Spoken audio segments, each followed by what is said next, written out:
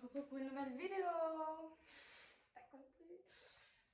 Et aujourd'hui, on va parler des choses à ne pas faire avec un enfant qui se fait encore en 2021. Ouais, on va partir du moins grave au plus grave. Voilà, c'est parti. Alors, on va commencer par la base quand on arrive à la maison avec son petit bébé. Je m'installe, je peux à la maison. Donc, quand on arrive à la maison, l'idéal est de ne pas sortir la première semaine de votre arrivée à la maison. Donc, quand vous arrivez à la maison, l'idéal est de ne pas sortir donc, les premières semaines pour bébé, voilà, pour qu'il ait le temps de s'acclimater à son nouvel environnement déjà. Puis ensuite, dehors, il y a tous les microbes, donc on évite de préférence de courir à l'hôpital les premiers jours. On en sort, on évite d'y retourner. Voilà, donc on évite de sortir les tout débuts. Après, voilà, après on commence à sortir doucement, aller voir les copains, copines, tonton, tata, mamie, présenter le nouveau petit monsieur à la maison. Ensuite, le deuxième point à évoquer est laisser bébé pleurer. Alors encore aujourd'hui, les avis sont encore très partagés parce que c'est ancré en nous. On nous a éduqués comme ça, les grands-mères, les arrière-grand-mères, etc. etc. En général, nous laisser pleurer pour dormir ou autre, ça lui fait les poumons, qu'on nous dit. Ce n'est pas une bonne chose.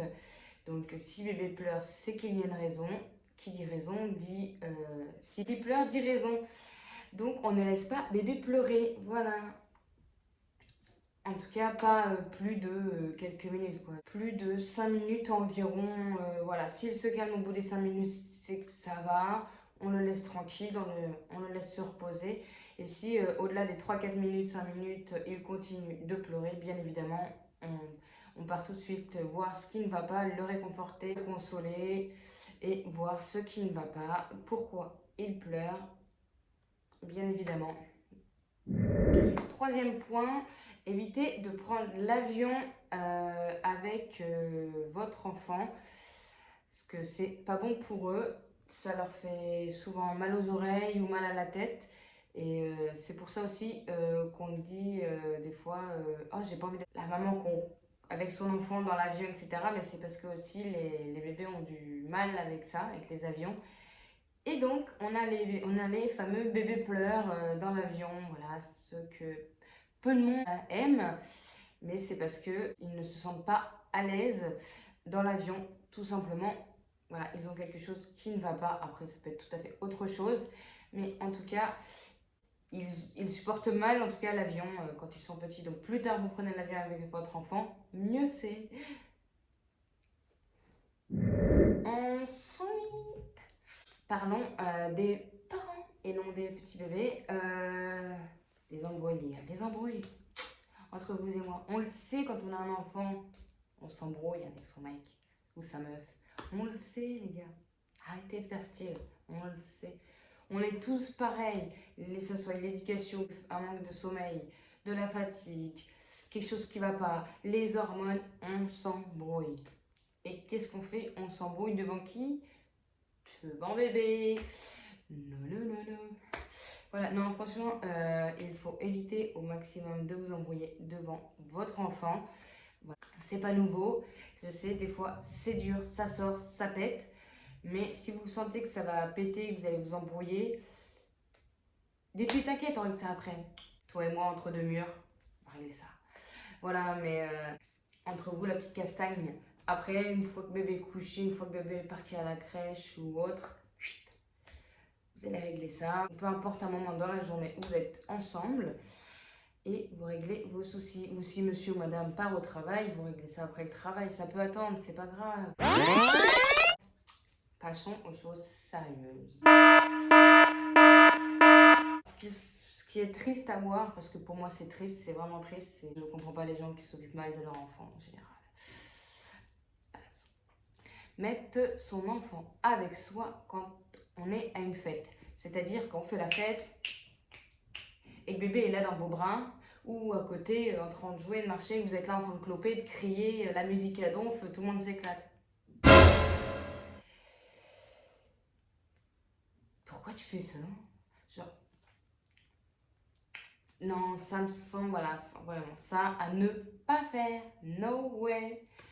Après, bien sûr, vous pouvez l'emmener avec vous aux fêtes, ou même si vous faites la fête chez vous, mais mettez-le dans une pièce. Si vous êtes, si vous êtes à domicile, mettez-le dans sa chambre, ou mettez-le dans une pièce à l'écart. Après, je peux comprendre quand ils sont plus grands, qu'ils veulent participer, qu'ils veulent être présents, etc., etc. Mais essayez de lui, s'il est plus grand, faites-lui comprendre que ce n'est pas bon pour lui, que c'est pas sain. Et quand ils sont bébés, mais dans sa chambre, dans une pièce à part, n'importe. Mais pas avec vous, en tout cas, mais surtout pas. Déjà, il y a le bruit de la musique qui, lui, l'abrutit. Enfin, il a des oreilles toutes neuves, des oreilles sensibles, il n'y a rien de agréable à ça pour lui. Ensuite, il y a les odeurs de vous, entre vous, donc des différents parfums, différentes odeurs corporelles, parce que tout le monde n'a pas la même odeur corporelle. L'odeur si vous fumez, s'il y a d'autres choses, voilà. Comme vous, quand vous rentrez chez moi dans des chiottes et que ça pue, mais c'est pas c'est votre bas, vous avez de sortir. Mais pourquoi lui devrait subir ça, non? Votre merde. Après, bon, stop. Je pourrais continuer à plein de points négatifs. Le point à retenir, c'est ne mettez pas votre enfant avec vous en soirée. Voilà. Alors, on va parler des vacances, du soleil, du bronzage. Alors, on emmène bébé à la plage, lui montrer le sable, la mer et tout ce qui s'ensuit, sauf que vous oubliez une chose, protéger votre enfant. Voilà, encore il n'y a pas longtemps, donc l'été qui vient de se passer, j'ai vu, pour vous citer un exemple et que vous vous rendiez compte de la chose, c'est que j'ai vu une maman jeune, après ça ne veut rien dire bien sûr, mais c'était une jeune maman avec sa fille, qui était donc à la mer et qui avait avec desquels sa fille, quelques mois, qui avait les pieds dans l'eau. Jusque-là, tout va bien, on profite de la mer, on lui fait découvrir la mer, sauf qu'elle était en couche, seulement en couche, en plein soleil. Donc imaginez, 35 degrés en plein soleil, les pieds dans l'eau. Donc quand on est dans l'eau, en fait, le soleil reflète beaucoup plus. Donc imaginez un 40-45 degrés, voilà, entre les deux, une marche, sur une peau de nourrisson. Vous mettez un œuf sur le soleil, qu'est-ce qui se passe? Le fait cuit, on est d'accord? Et bien imaginez la peau de votre enfant qui est en train de cuire comme ça au soleil. Franchement, j'étais étonnée que la petite n'était pas en train de hurler dehors. Sinon, j'en ai d'autres des exemples si vous voulez. Hein. Une maman plus vieille, dans la moyenne, était avec son petit bébé, alors garçon, fille, je ne sais pas, qui était dans son petit bébé en train de le bercer, essayer de le calmer parce qu'il hurlait. Mais elle ne risquait pas de se calmer. Hein. Il était avec, donc elle avait une petite couverture enveloppée, sous 35 degrés, pareil, sous plein soleil. Elle va se calmer comment? Elle va pas se calmer. C'est ce qui se passe quand vous mettez votre enfant au soleil sans protection. La peau, elle est cramée. C'est comme si vous avez... Vous voyez, quand on prend un coup de soleil, qu'on a des grosses cloques, etc., et que ça nous fait bien mal. Imaginez votre enfant comme ça en plein soleil. Voilà. Petite image. C'est cadeau. Alors là, c'est moins marrant. C'est-à-dire, quand on veut se faire comprendre, voilà, on a un petit enfant qui est un petit peu désobéissant, c'est sur ça, voilà, et que vous avez envie de vous faire comprendre, entendre.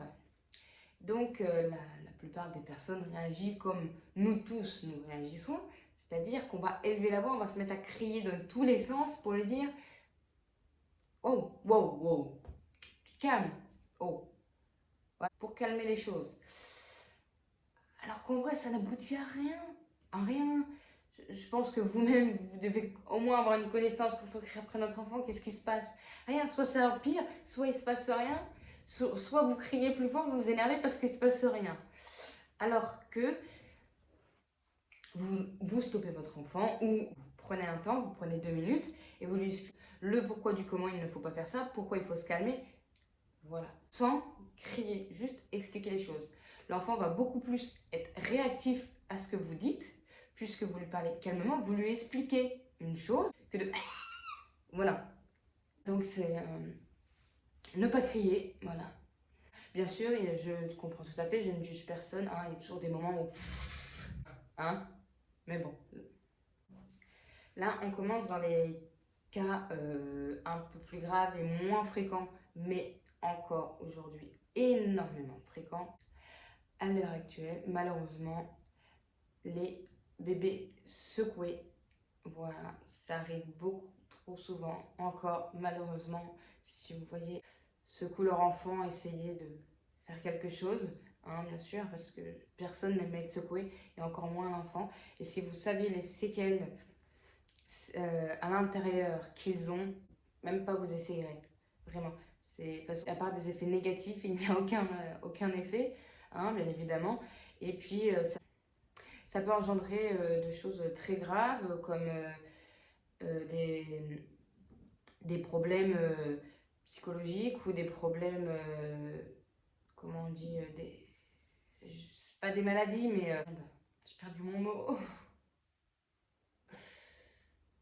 En gros, vous pouvez avoir des problèmes comme par exemple être autiste ou avoir des problèmes moins graves. Voilà.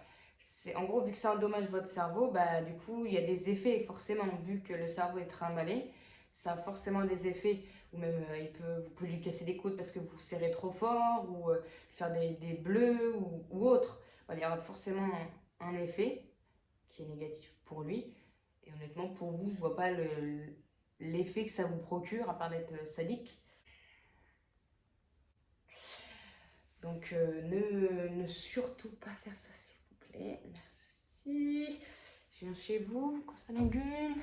S'il vous plaît, ne reproduisez pas ça à la maison. Merci. Vous avez le droit de le faire quand il a 18 ans, il lui doit mettre les idées en place et fait des conneries. Voilà. Ou avant 18 ans, hein, à partir de 15 ans, ça commence les conneries, 14 ans maintenant. Je sais même pas. Voilà, enfin bon. 13-14 ans, dès qu'il commence à faire les conneries, vous avez le droit de le secouer. Oh, tu fais des conneries là. Oh. Ah, t'étais petit, je t'ai pas fait de mal, mais là tu vas comprendre. Voilà. Prenez soin de votre bébé, aimez-le de tout votre cœur. Ensuite, le point ultime, c'est ne pas répondre par la violence. Alors là, vous allez me dire, ah, ouais. Mais je veux dire, sans forcément la violence, le frapper, mais tout simplement, par exemple, il y a encore des, je vais pas dire beaucoup, parce que je vais pas généraliser, mais il y a encore des mamans ou papas qui, quand votre enfant, par exemple, a un réflexe de mordre, selon l'âge de votre enfant, et qui ont le réflexe de mordre leur enfant pour leur faire comprendre qu'il ne faut pas mordre. Ça vous semble logique, vous? Moi, ça me semble pas logique, hein, personnellement. Donc, il te mord, tu mords. Donc, lui, il va remordre. Et toi, tu vas remordre. Donc, lui, il va remordre. Et toi, tu vas remordre. C'est comme si, je vais te donner un exemple. Donc, ton enfant va voler dans un magasin. Donc toi, en tant que parent, tu vas aller voler dans le magasin pour montrer à ton fils ou ta fille qu'il ne faut pas faire ça. On est d'accord que tu vas pas le faire. Non, tu vas dire que c'est pas bien. Tu vas l'engueuler, tu vas le pourrir parce qu'il a été volé dans le magasin, on est d'accord. Alors pourquoi quand il te mord, tu le mords? Voilà. Ça me semble logique. Donc non, s'il vous mord, il faut simplement comprendre pourquoi il mord. Est-ce qu'il a mal aux dents? Est-ce qu'il a des dents qui poussent? Ou est-ce que c'est plus profond? Est-ce qu'il a un mal-être quelque part qui fait qu'il mord? Est-ce qu'il est quelque chose qui l'a choqué, perturbé? Pour ça qu'il mord, voilà, essayez de comprendre ou même aller voir un spécialiste, il n'y a pas de honte à ça si vraiment il mord fréquemment et plusieurs personnes. Après, il faut simplement essayer de discuter avec lui pour lui faire comprendre qu'on ne mord pas, que ce n'est pas quelque chose de normal de mordre. Et voilà, enfin d'accompagner en tout cas votre enfant dans cette aventure, dans tous les cas, pour essayer de comprendre et d'analyser le pourquoi du comment il fait ça. Voilà, d'essayer de comprendre le pourquoi du comment il fait ça. Voilà, on termine sur cette vidéo. J'espère que la vidéo t'a plu. N'hésite pas à mettre un petit pouce, à t'abonner à la chaîne et on se retrouve très bientôt pour une nouvelle vidéo.